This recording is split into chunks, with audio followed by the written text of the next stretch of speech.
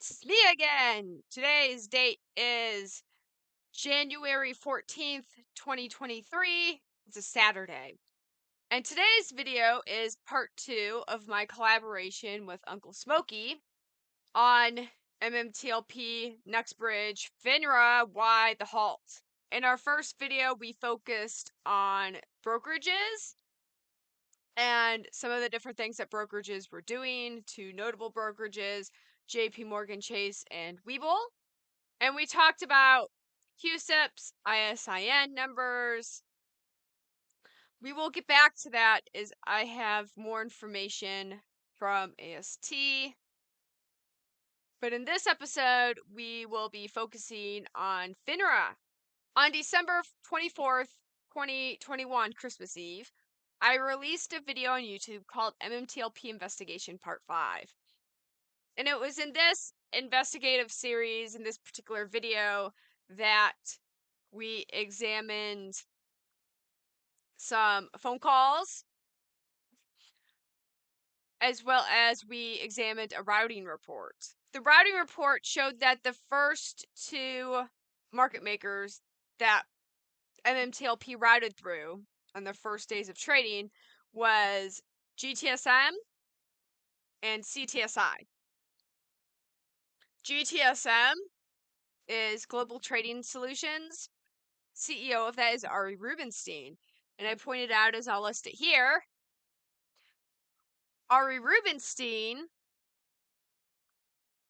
was also on the FINRA Ad Hoc Advisory Committee for the Market Surveillance Group. It's a group that, according to FINRA, delves in market surveillance and algorithms. It's very interesting, but he was on this group. Was he on the FINRA advisory group at the time that MMTLP was trading? That was the big question, and that's what I went into. Was Ari Rubenstein on the FINRA advisory group when his company that he runs, GTSM, put MMTLP in market? Just as a refresher course, Bird, how did MMTLP come to the market? Well, as stated in part 5 of Uncle Smokey, and then reiterated by John Berta, in April of 2022, two market makers got together and went, and started trading MMTLP. They filed Form 211 using old Torchlight data. Somehow that got passed on FINRA. FINRA said, okay, and it was trading. When Metamaterials and John Berta went to FINRA and said, hey, we didn't mean for this to trade and we didn't do this, FINRA said, too late! So who filed for the Form 211, Bird? According to MMTLP Part 5, FINRA went through a rule advisory change to 152C-11, September 28th, went into effect September 30th.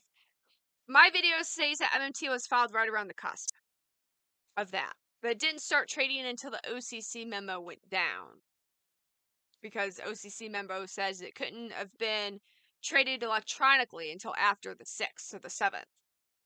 This lines up with MMTLP Part 5 when one of the people on the phone conversation stated that MMTLP was not trading electronically.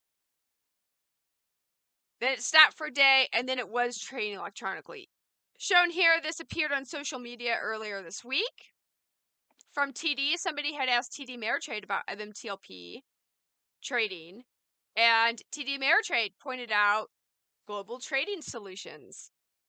TD Ameritrade also pointed out Canaccord Genuity, listed as C. Stewart in the details of the specific order. These were two OTC market makers who were facilitating the trading the first days of MMTLP. Again, confirmed by the writing report I got and then the letter from TD Ameritrade. So the real question is was Ari Rubenstein on the board of FINRA during the time of MMTLP being listed? I went to FINRA and I said, hello, FINRA, I'd like a list of who was on the market surveillance group. It's an ad hoc advisory committee to FINRA from the year 2020 to 2022. specifically 2021. Who is on that committee?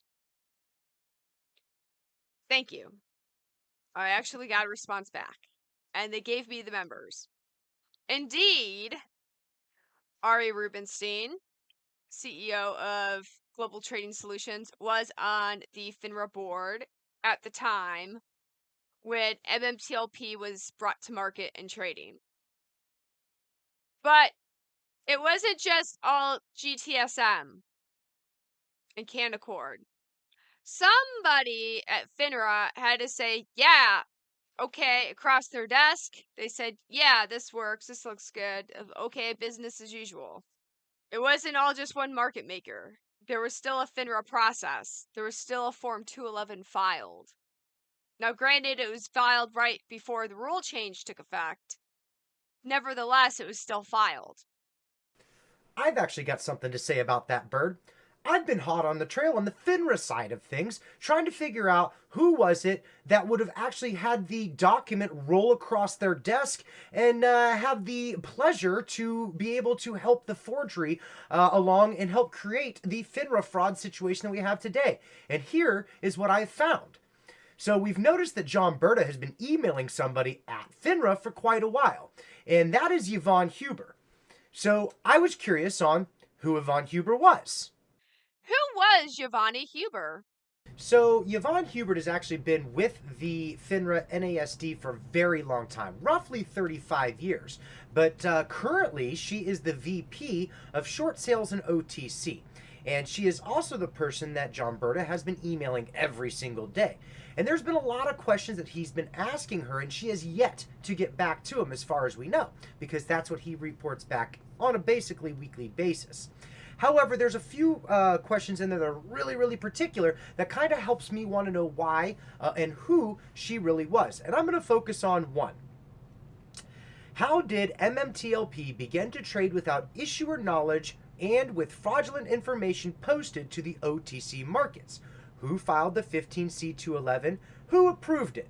So when I started looking into the 15C211, as well as when you did, we have all read this over and over again. But the name that's on there never really rung a bell. So if you go and you look at that regulatory filing that you're looking at, that you just showed a little bit ago, the 15C211 has the for questions regarding Form 211 or daily security file submissions, Yvonne Hubert, Vice President of Market Regulations.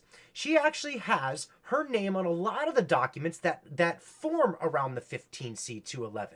Why? Because back when this all happened, and many years before that, Yvonne Huber was the VP of Market Regulations for FINRA.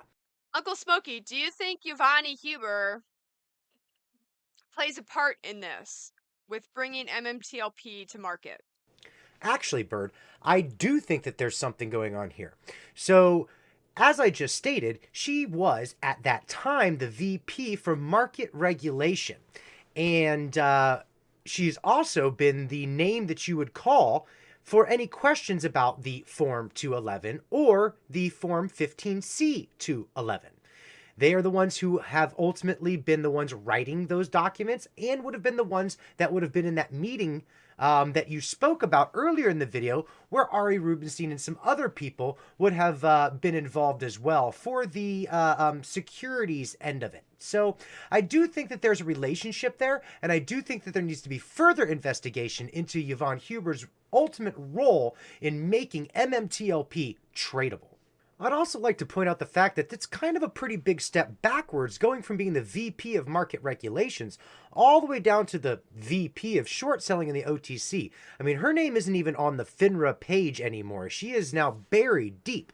But I also find it quite interesting that the person that is currently a name of question is now, again, a name of question. This much later in the game, how has it been her hands have been now dipped into this 2 times? Could she be one of the reasons why we had a U3 halt? Could she have had a direct influence on it? We're going to find out as we keep asking these questions as we go into the next part of our series, Why the Halt? As Uncle Smokey stated, John Berta has been very verbose, emailing FINRA every day and tagging Giovanni Huber on this. As Uncle Smokey stated, Yvonne Huber was on the market regulations for FINRA at the time MMTLP was trading, as seen by this document here. She was on time for that. Yvonne Huber also now works for short selling on the OTC. That's rather interesting how she's no longer doing market regulations, but now she does short selling. I wonder when the change happened and why this change happened. If you check out the email to me from FINRA, it states that they had a meeting mere weeks before MMTLP was trading. Not even a month, like weeks before, they had a meeting at FINRA. Okay, guys, that's it for today. That is Smokey and myself's video on what we found with FINRA. It's very interesting, and FINRA, yes, has been very quiet, and they just refer everybody with questions about MMTLP to the ombudsman, which doesn't really answer any of their phone calls. But we are working on the U3 halt aspect. That is certainly next. We've been working on what might have caused the U3 halt and what did not cause the U3 halt. We've been going through a list. We've been cross-checking events. And we've been discovering why the U3 halt happened and why it did not happen. And that is certainly on our roster for videos. And go check out Uncle Smokey's video because he has a slightly different take on his point of view of the video. We both have different perspectives on the situation because we're both different people. So as a result, our videos are slightly different. So like he said, check out my video. And like I said, go check out his video. Go watch next because he covers things slightly differently. And it's a good way to absorb the information because you're seeing it from two different perspectives. Okay, guys, that's it for today. I will see you soon. Goodbye.